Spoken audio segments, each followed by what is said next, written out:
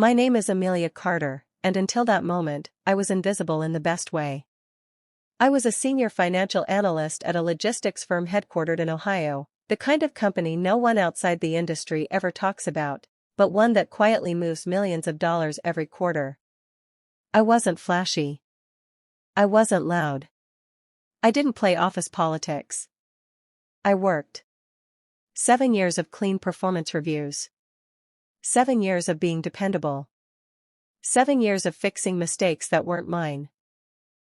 And for 7 years, Mark Reynolds, our CFO, trusted me with numbers he barely understood himself.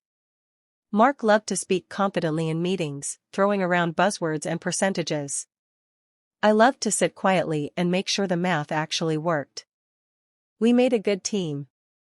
Or so I thought. Fraud doesn't announce itself. It whispers. It was a single vendor invoice that started everything. A transportation subcontractor I didn't recognize. The amount was slightly high, but not high enough to raise alarms. What bothered me was the frequency. The same vendor. Every month. Rounded numbers. Always approved directly by Mark. When I checked the vendor registry, the company barely existed. No real web presence. No meaningful history. I flagged it internally. Mark waved it off. Legacy vendor, he said. Before your time. Something about his tone told me not to let it go. I didn't accuse him. I didn't panic. I did what I've always done best. I followed the numbers. One suspicious vendor became 3. 3 became 6. 6 became a pattern. Shell companies. Slight variations in names. Payments routed just below thresholds that would trigger automatic audits. And then I saw it. A private account connected to one of the vendors. Connected to Mark Reynolds. My hands went cold. This wasn't a mistake. This was deliberate. I wish I could say I felt brave in that moment. I didn't. I felt sick. Mark wasn't just my boss, he was powerful. Connected. Friendly with the board. The kind of man people believed, automatically. I was just Amelia from finance. But once you see something like that, you can't unsee it. I spent weeks verifying every detail. I printed nothing. I emailed nothing externally. I quietly saved copies. Not because I planned revenge. Because I needed insurance.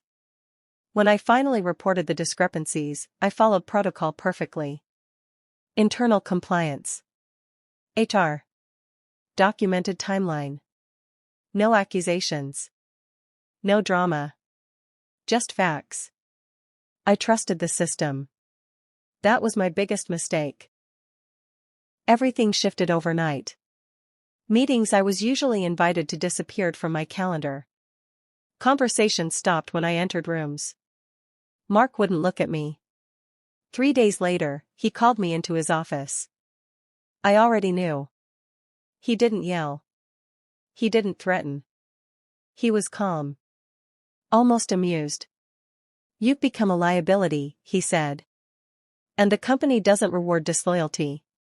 Then he fired me. 7 years. Gone in 5 minutes. Security walked me out like I'd stolen something. Mark stood behind the glass wall, watching. Smiling. What Mark didn't know was that I never trusted powerful men who spoke too smoothly. Months earlier, I had begun backing up everything legally. My work. My analyses. Emails sent to me. Files I had permission to access. I didn't steal data.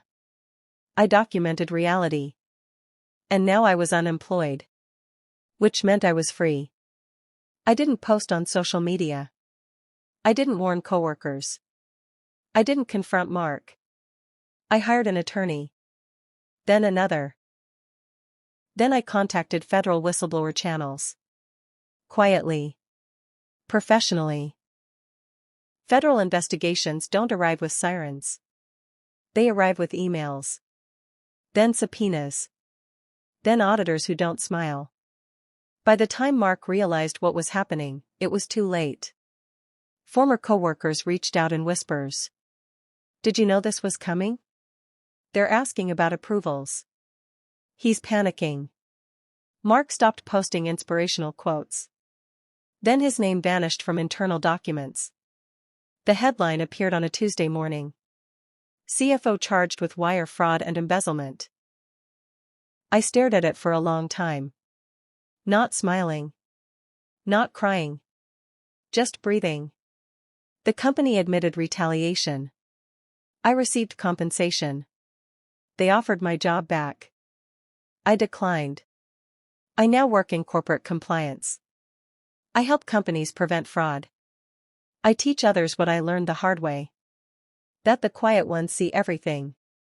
That firing someone doesn't erase truth.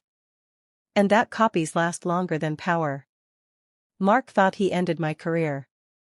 Instead, he handed me my purpose.